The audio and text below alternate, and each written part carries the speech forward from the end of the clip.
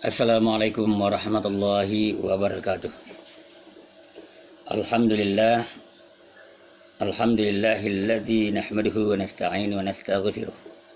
Wa na'udzu billahi min syururi anfusina wa min sayyiati a'malina. May yahdihillahu fala mudilla lahu wa may yudlil fala hadiya lahu. Asyhadu an la ilaha illallah wahdahu la syarika lah. Asyhadu anna Muhammadan abduhu wa rasuluh. Pemirsa yang saya hormati, kita bersyukur kepada Allah Subhanahu wa taala dan kita bersalawat kepada junjungan kita Nabi Muhammad sallallahu alaihi wasallam. Topik hari ini masih berkaitan dengan serial nasihat haji wada Rasulullah sallallahu alaihi wasallam yang topiknya adalah haram mengambil harta orang lain. Manusia dilengkapi dengan fasilitas hidup. Salah satu fasilitas yang dimiliki manusia adalah harta. Harta akan menjadikan kekayaannya yang tidak boleh diganggu gugat oleh orang lain. Siapa yang tidak menghargai keberadaan harta seseorang, berarti orang itu telah melakukan kesalahan terhadap hak milik orang. Rasulullah Sallallahu Alaihi Wasallam di dalam khutbah haji wada telah mengingatkan haramnya harta orang lain diambil secara tidak sah. Ayuhan nas, isma'u minni ubayyinu lakum fa inni la adri la'alli la alqakum ba'da a'ami hadha wa fi mawqifi hadha. Ayuhan nas, inna dima'akum wa amwalakum wa a'radakum alaikum haram ila an talqaw rabbakum ka hurmati yaumikum hadha fi syahrikum hadha fi baladikum hadza. Sungguhnya darah kalian dan harta benda kalian mulia. Kehormatan kalian terpelihara dan haram bagi orang lain sampai kalian menemui Tuhan dan Dia suci sebagaimana sucinya hari ini yaitu hari Arafah, sebagaimana sucinya bulan ini yaitu Zulhijjah, dan seperti sucinya negeri ini tanah haram Mekah dan sekitarnya. Rasulullah Sallallahu Alaihi Wasallam mengingatkan kepada setiap orang untuk menjaga kemuliaan hartanya, dan ini salah satu pendekatan dari 3 hal: darah, harta, dan kehormatan. Harta adalah milik yang merupakan titipan dari Allah Subhanahu Wa Taala. Harta adalah apapun yang digunakan manusia dalam kehidupannya sehari-hari, seperti uang, tanah, kendaraan, rumah, perhiasan, perabotan rumah tangga, hasil perkebunan, dan hasil perikanan. Islam sebagai agama yang memedulikan hak milik seseorang, memandang harta tidak lebih dari sekadar anugerah Allah Subhanahu wa taala yang dititipkan kepada manusia. Oleh karena itu, titipan Allah itu digunakan sebaik-baiknya. Harta di dalam bahasa Arab adalah al-mal, jamaknya adalah al-amwal. Kata al-mal berarti condong, senang, mau dan cinta. Nah, karena itu manusia merasa condong, senang dan mau dan cinta pada harta. Nah, benarlah firman Allah Subhanahu wa taala bahwa manusia itu memiliki kecintaan yang berlebihan pada harta. Allah berfirman, "Wa tuhibbunal mala hubban jamma." Dan mereka mencintai harta dengan kecintaan yang berlebihan. Al-Qur'an surah Al-Fajr ayat 20. Di dalam ayat lain Allah Subhanahu wa taala mengingatkan bahwa manusia memang terlalu senang pada harta sehingga mereka berlaku ikir untuk berbagi kepada orang lain. Fa innahu lihubbil khairi lasyadid. Sesungguhnya cintanya kepada harta benar-benar berlebihan. Surat Al-Hadiyat ayat 8. Kecintaan manusia terhadap harta itu wajar karena harta sangat diperlukan. namun kecintaan itu harus dikaitkan dengan status harta di dalam Islam, yakni hanya sebatas titipan Allah Subhanahu wa taala. Manusia hanya diberi hak untuk mengelola harta. Menurut Imam Hanafiyah, harta memiliki dua unsur, yakni harta yang dapat dikuasai dan dipelihara, dan harta sebagai sesuatu yang dia dapat dimanfaatkan menurut kebiasaan. Di dalam sistem ekonomi Islam, harta dipandang sebagai kepemilikan mutlak yang berada di tangan Allah dan pengelolaannya berada di tangan manusia. Agama Islam memberikan fungsi harta, yakni untuk mendukung peribadatan. Yang kedua, memelihara dan meningkatkan keimanan sebagai usaha mendekatkan diri pada Allah Subhanahu wa taala. Ketiga, mempertahankan keberlangsungan hidup dan estafet kehidupan. Dan keempat, menyelaraskan kehidupan duniawi dan ukhrawi. Yang pertama, harta sebagai pendukung keperibadatan. Fungsi pendukung peribadatan dilakukan terhadap harta yang akan memberikan kelengkapan untuk beribadah kepada Allah Subhanahu wa taala. Misalnya seseorang harus menggunakan kain untuk menutup aurat ketika melaksanakan salat, sehingga kain sarung, baju, peci, dan mukena digunakan untuk menutup aurat dan melengkapi segala sesuatu untuk beribadah. Begitu pula sajadah yang dimiliki digunakan sebagai alas untuk bersujud kepada Allah Subhanahu wa taala. Kedua, harta sebagai sarana peningkatan iman dan takarub kepada Allah Subhanahu wa taala. Fungsi harta yang lain adalah memelihara dan meningkatkan keimanan sebagai usaha mendekatkan diri kepada Allah Subhanahu wa taala. Pemegang amanah harta dari Allah Subhanahu wa taala harus menggunakannya untuk takarub kepada Allah melalui penyisihan harta untuk sedekah, infak, wakaf, dan keperluan yang sifatnya sosial. Harta yang diberikan itu tidak lain untuk menyalurkan harta orang lain yang ada pada harta seseorang. Penyaluran harta untuk pihak-pihak yang berhak menerimanya merupakan bentuk kesadaran seseorang bahwa harta itu hanya titipan Allah Subhanahu wa taala. Oleh karena itu, orang yang diberikan amanah untuk menjaga harta itu harus mengembalikannya kepada pemilik sejatinya dengan menyalurkan kepada mustahik, yaitu Allah Subhanahu wa taala pemiliknya. Allah berfirman, "Man dzalladzi yuqridullaha qardan hasanan fayudha'ifahu lahu wa lahu ajrun karim." Siapakah yang mau memberikan pinjaman kepada Allah dengan pinjaman yang baik? Dia akan melipat gandakan pahala untuknya, dan baginya diberikan ganjaran yang sangat mulia, yaitu surga. Surat Al-Hadid ayat 11. Penerima kuasa pengelolaan harta ditantang lagi oleh Allah untuk mengembangbiakkan hartanya dengan kembali memberikan pinjaman kepada Allah Subhanahu wa taala berupa sedekah, infak, dan wakaf yang memang tidak wajib dilakukan, tetapi memberikan peluang investasi besar dengan keuntungan yang berlipat ganda. Garansi dari Allah Subhanahu wa taala bahwa Dia akan melipat gandakan keuntungan dari pinjamannya itu kepada Allah Subhanahu wa taala.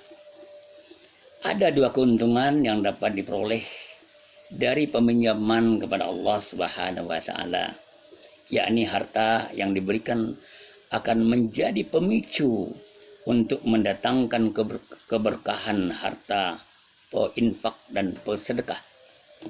Keberkahan berarti pertumbuhan harta dengan bertambah kualitas harta berupa nilai berkah dan kualitas dengan adanya rezeki yang tidak terduga, sehingga kekayaan seseorang itu akan bertambah.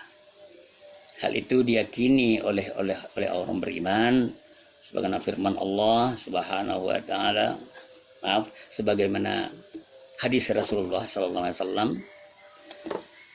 ma min yaumin yusbihul ibadu fihi illa malakani yanzilani fayaqulu ahaduhuma Allahumma ti munfiqan khalafa wa yaqulul akhar Allahumma ati mumsikan talafa. Rasulullah mengatakan, tidak ada hari kecuali setiap hari tersebut ada 2 orang malaikat yang turun setiap pagi. Dan salah seorangnya berkata di antara mereka, ya Allah, berikanlah ganti kepada orang yang berinfak. Dan malaikat yang lain pun juga berkata, berikanlah kebinasaan bagi orang yang kikir. Hadis riwayat Bukhari dan Muslim. Berdasarkan hadis itu, akan ada 2 malaikat yang menyertai orang yang mendapatkan titipan dari Allah Subhanahu wa taala, ya, yang mendoakan orang yang dermawan dan gemar berinfak. Doanya adalah agar infaknya itu dan atau sedekahnya itu diganti oleh Allah Subhanahu wa taala dengan yang lebih baik, sehingga hartanya akan berkembang biak.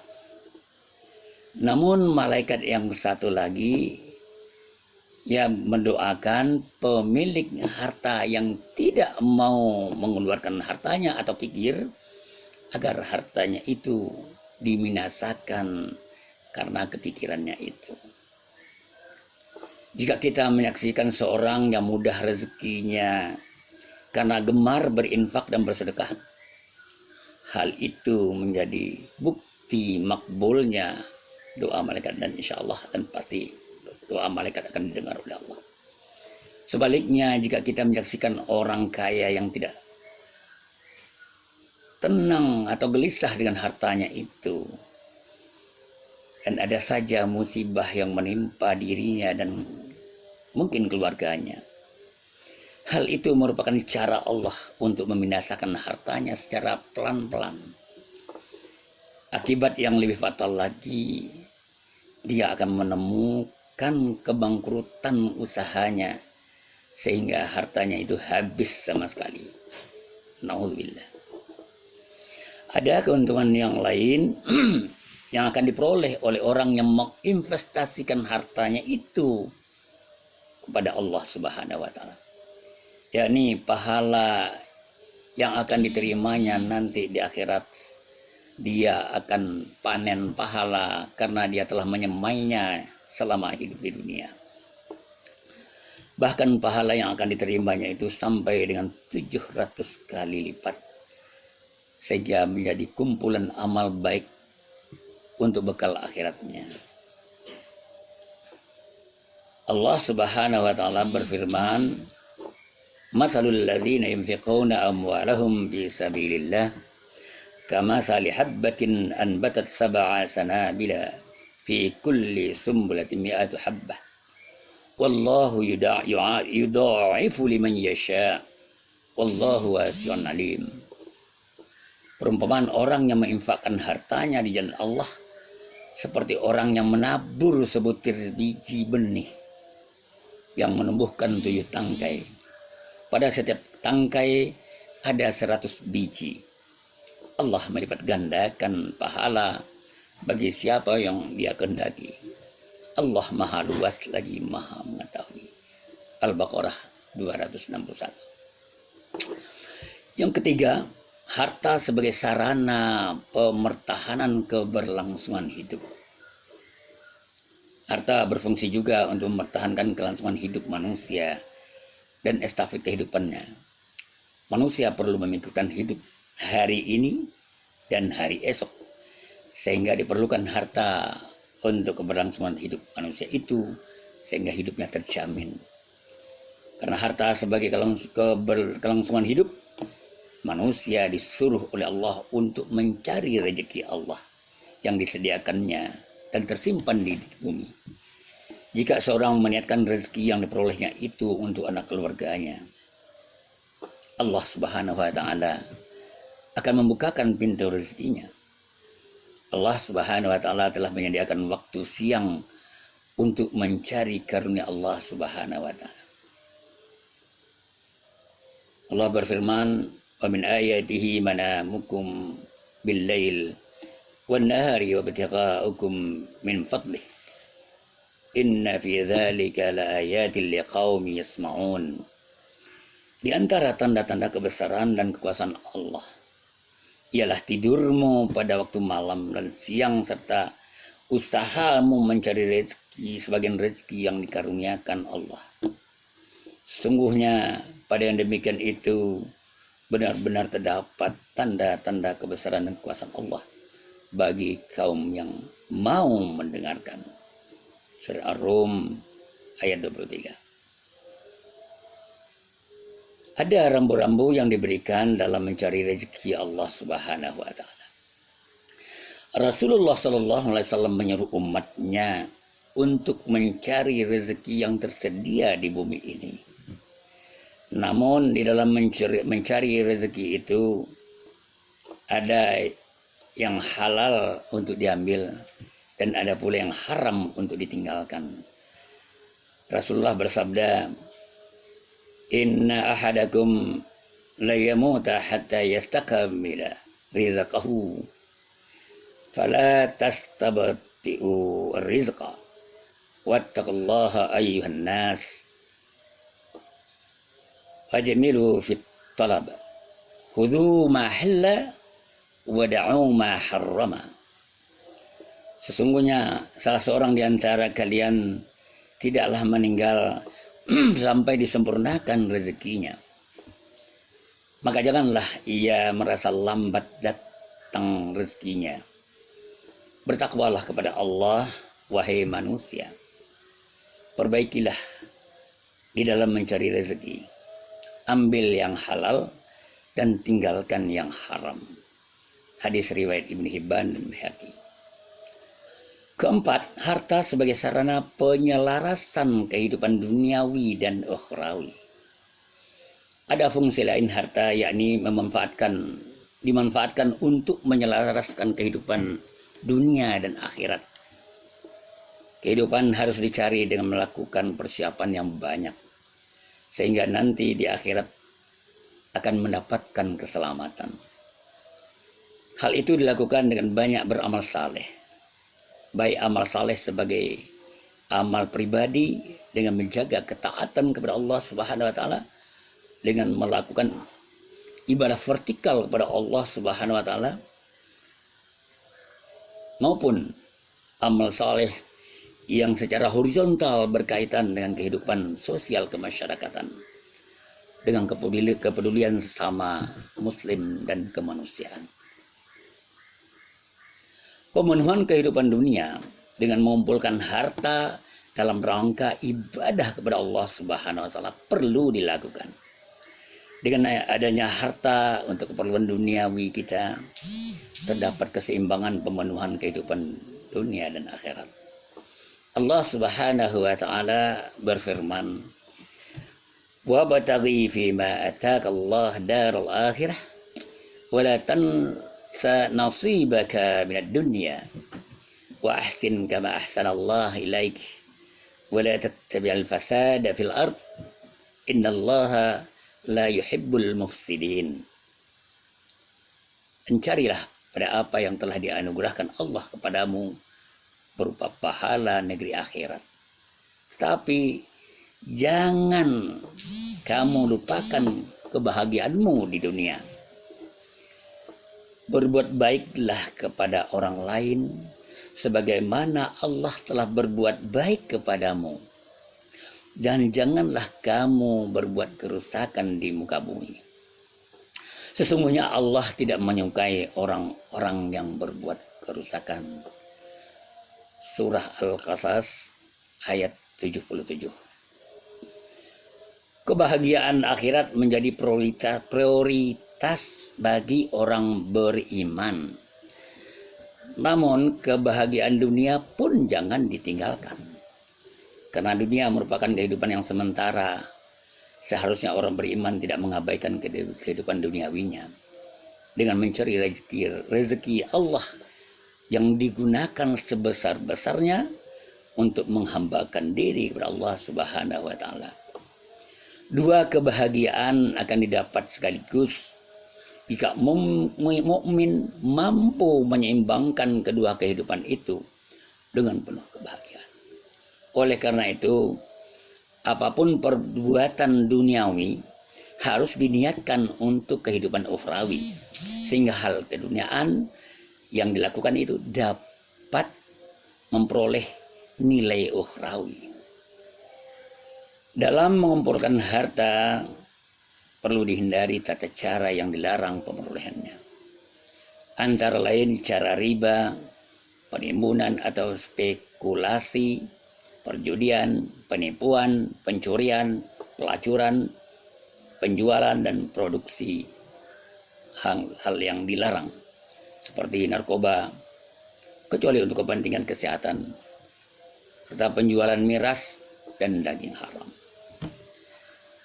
Di samping itu, Allah Subhanahu wa taala melarang aktivitas yang berkaitan dengan pemborosan dan pemerolehan harta dengan pengingkaran janji yang telah dibuat. Allah Subhanahu wa taala mengizinkan sebab-sebab pemilikan harta tertentu seperti jual beli, sewa menyewa, pinjam meminjam yang tentu sesuai dengan hukum syara. Pesan Rasulullah SAW untuk menjaga harta benda dari kesewenang-wenangan dan perampasan dari siapa dan pihak manapun. Kewajiban seorang adalah mempertahankan hartanya walaupun harus bersimbah darah. Maksudnya Islam menyuruh seorang membela hak-haknya sampai terjadi akibat yang terburuk baginya dalam mempertahankan hartanya. Ada beberapa hadis Rasulullah yang terkait dengan pembelaan harta dari siapapun dengan langkah-langkah yang diizinkan. Dalam sebuah hadis Rasulullah bersabda dalam satu riwayat, sami'tu Rasulullah sallallahu alaihi wasallam yaqul. Hadis yang diriwayatkan ini dari sumber riwayat Sa'id bin Zaid, Ibnu Umar, Ibnu Nufail radhiyallahu anhu. Man qutila duna malihi fa huwa syahid, wa man qutila duna damihi fa huwa syahid, wa man qutila duna dinihi fa huwa syahid, wa man qutila duna ahlihi fa huwa syahid. Aku mendengar Rasulullah sallallahu alaihi wasallam bersabda, siapa yang terbunuh karena membela hartanya maka dia menjadi syahid. Siapa yang terbunuh pula karena membela dirinya dia akan menjadi syahid. Dan siapa yang terbunuh karena mempertahankan agamanya dia juga menjadi syahid. Dan siapa yang terbunuh mempertahankan keluarganya dia juga menjadi syahid. Hadis riwayat Abu Daud, Tirmizi dan dinyatakan hasan sahih oleh Tirmizi dan Abu Anwar. Ada 4 yang harus dipertahankan oleh seorang mukmin walaupun harus meregang nyawa. Jika dia tewas mempertahankan yang 4 itu, dia akan menjadi syahid. Itu orang yang mempertahankan harta dari perampasan orang lain. Orang yang mempertahankan dirinya dari gangguan dan ancaman orang lain. Orang yang membela agama dari penodaan dan penistaan. Dan orang yang mempertahankan keluarganya dari penganiayaan, penyiksaan, dan pembunuhan dari siapapun. Demikian mulianya harta dari pandangan Islam, yang sama mulianya dengan diri, agama, dan keluarga, yang harus dipertahankan walaupun berakhir dengan kematian. Di dalam sebuah hadis, ada sahabat yang bertanya tentang keputusan yang harus diambil jika keadaan yang mendesak itu terjadi terhadap diri seseorang. Rasulullah SAW menjelaskan di dalam sabdanya yang merupakan dialog antara sahabat dengan Rasulullah. Ja'a rajulun ila Rasulullah sallallahu alaihi wasallam faqal, ya Rasulullah, Araita in jaa rajulun yuridu akhdhu mali qala fala tuti'hu malaka qala araita in qatalani qala qatilhu qala araita in qatalani qala fa anta syahid qala araita in qataltuhu qala huwa finnar. Ada seorang lelaki datang kepada Rasulullah sallallahu alaihi wasallam lalu bertanya, "Ya Rasulullah, bagaimana pendapat Tuhan jika ada seorang datang hendak mengambil hartaku?" Beliau sallallahu alaihi wasallam menjawab, "Jangan kamu berikan harta kamu padanya." Orang itu bertanya lagi, "Bagaimana jika ia menyerangku?" Beliau menjawab, "Balaslah serangannya."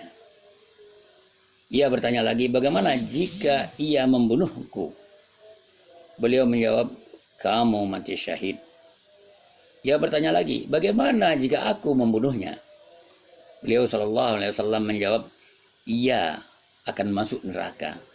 Hadis riwayat Muslim dari Abu Hurairah. Berdasarkan hadis itu, jika seorang mempertahankan diri dari serang perampas atau perampok hartanya, ternyata dia tewas, ia akan menjadi mati syahid. Namun jika dia berhasil membela diri dan terpaksa membunuh perampok itu, dia bebas dari ancaman membunuh. Bahkan perampok yang terbunuh itu akan masuk neraka. Mukmin bertanggung jawab terhadap harta yang dititipkan Allah Subhanahu wa taala, supaya dijaga dengan memanfaatkannya untuk mendapatkan ridha Allah. Karunia yang diberikannya perlu disyukuri dengan mengembalikannya sebagai titipan kepada orang yang berhak menerimanya. Memberikan sebagian harta itu berarti telah memberikan pinjaman kepada Allah yang akan diganti oleh Allah dengan berlipat ganda. Baik balasan itu akan diperoleh di dunia maupun nanti akan diperoleh di akhirat. Mempertahankan harta menjadi suatu kewajiban bagi muslim. Walaupun untuk mempertahankan harta itu harus berakhir dengan kematian, Allah akan mencatat yang menjadi korbannya sebagai orang yang mati syahid. Jika terpaksa dalam pembelaan harta itu membunuh, perbuatan itu kembali kepada yang terbunuh, yang akan masuk neraka karena perbuatan jahatnya. Mudah-mudahan ada manfaatnya. Wabillahi taufiq wal hidayah. Wassalamualaikum warahmatullahi wabarakatuh.